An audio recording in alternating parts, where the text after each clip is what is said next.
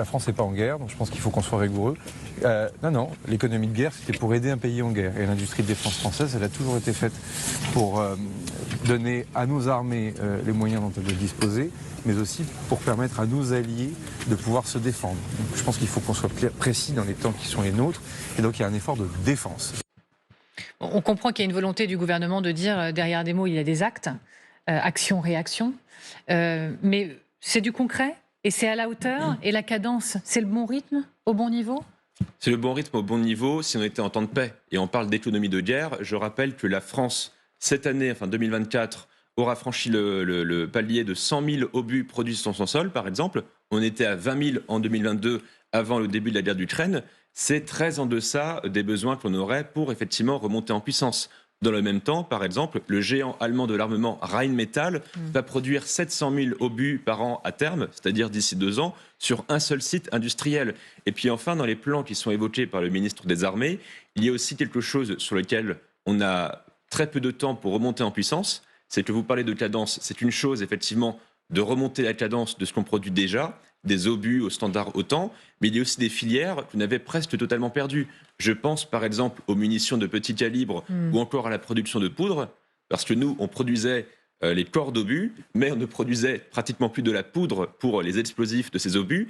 Et bien là, que ce soit sur des sites à Bergerac ou encore de le Morbihan, on est en train d'essayer de rattraper en 2 à 3 ans 25 ans de réduction des dépenses dans l'armement qui ont entraîné des baisses de sites. Donc quoi, on se paye de mots ? Le gouvernement se paye de mots ? Et couvre à coup de communication un manque qui ne sera pas comblé quoi qu'il en soit ? Non, on est en train de rattraper par des actes concrets, déjà des discours qu'on avait depuis 10 ans. Si je reste sur le seul domaine des obus, ça fait depuis 2015 qu'on en parle, qu'on dit qu'il faut rapatrier certaines filières, par exemple dans la production d'obus pour des fusils, et qu'on ne l'avait pas fait. Là, on est en train de le faire après 10 ans de discours. Et puis enfin, ça fait depuis 2022 qu'Emmanuel Macron, en juin 2022, avait parlé d'une économie de guerre. Quand il en avait parlé, il n'était absolument pas question de porter l'effort de défense vraiment au-delà du seuil de 2% auquel on est aujourd'hui. Ça fait seulement depuis 2 mois qu'on parle de retrouver un niveau, 3% du PIB, qui, je le rappelle, était le niveau qui était le nôtre à la fin de la guerre froide. On ne se paye pas de mots, simplement on essaie de rattraper en 2 ans 25-30 ans de baisse des dépenses. Et puis on voit aussi comment le gouvernement essaie de travailler sur les mots, sur la sémantique. Hier, le ministre de l'économie disait que investir dans l'armement, c'était responsable. C'était même défendre notre démocratie, nos libertés et le développement durable. Sébastien Lecornu, produire de l'armement, ça n'est pas sale. Comme s'il y avait un changement d'image à opérer pour embarquer les Français dans cette nouvelle ère, comme l'appelle Emmanuel Macron. Absolument, quand vous prenez l'exemple de l'investissement qui ne serait pas sale, à quoi ça fait référence ? Ça fait référence au fait que jusqu'ici, beaucoup de banques, par exemple, refusaient d'investir dans la défense parce que ne serait-ce qu'au niveau de la taxonomie européenne, je n'entre pas dans le détail, et voilà, classification, merci, qui vise à flécher des investissements, on considérait que la défense, c'était jusqu'ici. Alors, il y avait un problème d'image, par exemple, vis-à-vis du grand public, mais ça change. Et il y avait aussi l'idée qu'il valait mieux se tourner, par exemple, vers la transition écologique. Et il y a un dernier aspect dont on appelle aux Français, le consentement patriotique qui est évoqué. Ça prépare aussi l'opinion à quelque chose qu'on aura dès la rentrée. C'est qu'il y a un moment où il faudra faire des sacrifices budgétaires, notamment sur les dépenses sociales. Et ça va être évidemment très dur à faire accepter à une partie de la population. Alors, est-ce que le plan annoncé hier, justement, de faire appel à des fonds privés et puis également à l'épargne des Français, à hauteur de 500 millions d'euros à peu près, est-ce qu'il vous paraît être à la hauteur ? Alors les montants ne sont pas à la hauteur. 450 millions d'euros, par exemple, c'est évidemment très éloigné de ce que va faire un pays comme l'Allemagne, où je mets de côté les 500 milliards d'investissements publics. L'Allemagne veut flécher des dizaines de milliards d'investissements privés, mais c'est un très bon début. Pourquoi ? Parce que, évidemment, pour l'instant, notre loi de programmation militaire qui fixe les besoins de nos armées à horizon 2030, c'est 413 milliards d'euros sur 7 ans, qui sont quasi totalement des fonds publics. Sauf qu'évidemment, de plus en plus d'entreprises ont intérêt à se tourner vers la défense. Et il y a un déclic qui a été enclenché dans le plan que vous évoquez. C'est qu'en France, l'épargne, c'est 6 000 milliards d'euros. dont je crois que c'est 30% pour les comptes courants, 25% pour l'assurance vie. Si on mobilise une partie de ces 6 000 milliards d'euros, c'est autant d'impôts en moins ou de baisse de dépenses en moins qu'on peut flécher vers la défense. Xavier. Moi, ce que j'aimerais savoir, Aurélien Duchesne, c'est si l'argent suffit finalement. On parlait tout à l'heure de 100 000 obus produits en France par an à terme, on n'est pas tout à fait encore, soit une multiplication par 5, c'est déjà un effort considérable. 100 000 obus, c'est à peu près ce que tirent les Russes sur une quinzaine de jours, on va dire, en étant sur la moyenne plutôt assez basse d'ailleurs. Est-ce qu'on a les compétences, est-ce qu'on a les sites industriels au-delà de l'argent? Est-ce qu'on peut remonter en puissance rapidement? C'est le gros problème qui est commun à la fois à l'industrie de défense et aux armées, c'est qu'effectivement, quand vous regardez, par exemple, la production d'obus, pour rester sur le même sujet, on a des sites qui avaient été, des sites industriels qui avaient été redimensionnés à une époque où on produisait, je rappelle, 500 obus par an à un moment, 2012-2013. Quasi démantelé en fait. On part de très loin, et bien là, on a des compétences qu'on avait perdues. Je citais les munitions de petit calibre, on les avait totalement perdues. Et puis au niveau des armées, parce que d'un côté, dans l'industrie de défense, on manque d'emplois qualifiés en nombre, par exemple, mais dans les armées, un énorme problème qu'on va avoir, c'est que vous avez, je prends un seul exemple, des compétences liées au cyber, par exemple, où évidemment, il y a une pénurie d'effectifs pour les armées, parce que ça paye beaucoup mieux dans le privé. Et ce n'est pas 100 milliards de plus qui vont changer le fait qu'on manque de cerveau et de main-d'œuvre qualifiée. Et les maires. Le chef d'état-major de la Marine nationale a dévoilé sur son compte Twitter X la bande-annonce de son nouveau film qui s'appelle Surface. C'est un film très immersif. La réalisation elle a été confiée à l'établissement de communication et de production audiovisuelle de la Défense. C'est en ligne le 27 mars. Je vous disais immersif, oui, scène de combat, simulation d'assaut. Regardez cet extrait. Rouge tire sur ordre. Reçu, rouge tire sur ordre. Menace missile, menace drone de surface. Danger asymétrique, rouge tire sur ordre. Reçu, rouge tire sur ordre.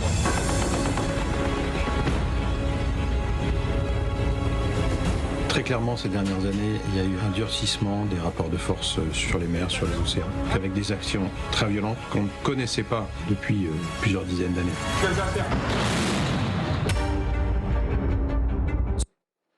Un documentaire aux accents guerriers. On est dans un contexte, on en parle depuis tout à l'heure, de réarmement militaire. Est-ce que c'est excessif ou est-ce qu'effectivement il faut continuer à armer les consciences, à réveiller par tous les moyens, documentaires, en salle, en ligne, etc. et dire que le réarmement passe notamment par la mer?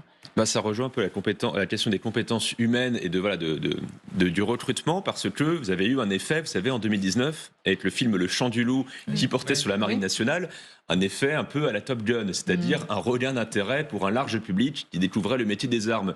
Comme le problème numéro 1 aujourd'hui des armées, c'est un problème humain, il faut donner envie de s'engager, montrer qu'il y a une quête de sens à le faire, qu'il y a une multiplicité des métiers.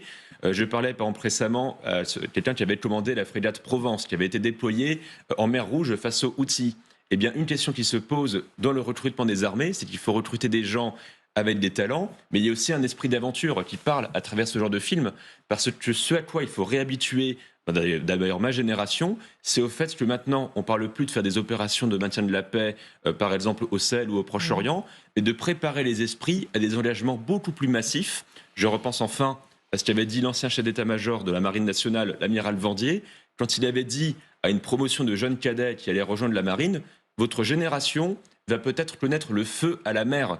Eh bien là, préparer les esprits, ça passe par ce genre de format. Alors ça, c'est au niveau français, puis il y a le niveau européen. Au niveau européen, est-ce que l'Europe est en train de s'ensabler? Les Européens qui sont réunis à Bruxelles en ce moment, avec une question comme une obsession, c'est quels efforts pour la défense européenne? Sauf que ce qui ressort encore ce matin, c'est les divisions. C'est les craquements, la difficulté derrière le consensus de façade sur l'impératif de remobilisation, la difficulté à trouver des voies communes, à être convaincus tous de la même urgence. On voit bien qu'en Italie, en Espagne, ils n'ont pas le même sentiment d'urgence que nous, que l'Allemagne, et encore moins que la Pologne, par exemple. Il y a une issue à tout ça, parce que encore une fois, je l'aurais dit, souvent on me dit que je ne mets pas assez d'espoir. Alors, donnez-moi de l'espoir, je compte sur vous là. C'est pas non plus ma spécialité, notamment quand on parle de l'info, c'est de donner de l'espoir. Allez, faisons un effort collectif sur ce plateau. On va faire une petite thérapie de groupe. Un motif d'espoir. Comment parler d'espoir alors qu'on parle d'argent? Eh bien, par exemple, quand vous prenez les débats qu'il y avait encore au Conseil européen d'hier sur la question du financement, un motif d'espoir qu'on a, c'est que je rappelle qu'il y a 5 ans, quand on faisait face à la pandémie de Covid et que se posait la question d'une réponse européenne, on avait dit jamais l'Allemagne d'Angela Merkel n'acceptera par exemple qu'on fasse un grand emprunt commun européen, de la dette commune européenne. Et bien là, les Allemands s'y ouvrent de plus en plus. Pourquoi ?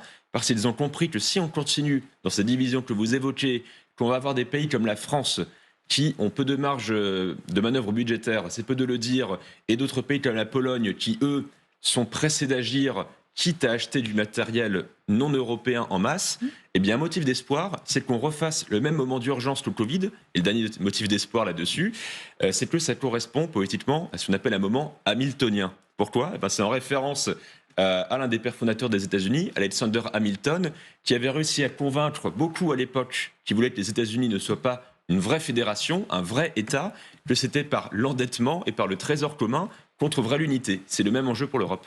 J'ai un peu d'espoir. Je ne sais pas s'il y a de l'espoir dans l'armement, Amélie, mais j'en ai un petit pour vous quand même. Et on peut le commenter avec Aurélien. C'est le fait que l'armement européen, il y a une préférence européenne. Ouais. Ça, c'est la doxa française qui s'est imposée à Bruxelles hier, dans le livre blanc en tout cas sur la défense européenne. Le fait que l'obligation d'acheter pour les nouveaux prêts pour se réarmer, l'obligation d'acheter européen avec 65% de composants made in Europe minimum, 65%. Donc ça met de côté quand même l'industrie américaine. Et ça dérange un peu les Britanniques d'ailleurs. L'espoir, c'est que finalement, on voit qu'il y a un groupe de pays européens, autour notamment du PPE, du Parti populaire européen, qui commence à reparler du grand emprunt, un peu comme pour le Covid, des euro-obligations. Alors, il y avait un frein énorme, c'était l'Allemagne. Oui. Alors, hier, c'était Scholz qui représentait le gouvernement allemand à Bruxelles. Bientôt, ce sera Friedrich Merz. Et lui ne serait pas totalement fermé à une solution dont les Allemands, généralement, ne veulent pas s'endetter pour se défendre ou pour financer l'économie. Bien, Friedrich Merz, en Allemagne même, a fait sauter un énorme tabou, le fameux Schuldenbremse, le frein à la dette qui limite le capacité d'endettement. Il a réussi à le faire sauter dans son propre camp, alors que beaucoup à droite en Allemagne ne voulaient pas en entendre parler. Et au niveau européen, on rappelle que Friedrich Merz, en 2020, quand on parlait justement d'un endettement commun pour faire face à la pandémie de Covid, Friedrich Merz s'y était montré favorable et ça a été un des rares de la droite allemande qui a fait un déclic, qui a fait que l'opinion a fini par se dire qu'il ne s'agissait pas de subventionner les pays comme l'Italie ou l'Espagne, comme on le disait à l'époque, mais de faire ensemble face à une pandémie qui nous mettait tous... Donc là, ce serait possible ? Même probable, j'ai envie de dire probable. Voilà des sondages aussi. Alors, on a plusieurs sons de cloche autour de ce grand emprunt européen pour la défense. Le débat a même alimenté le paysage politique français, la question de l'utilisation des avoirs russes. Bon, l'Union européenne a dit non.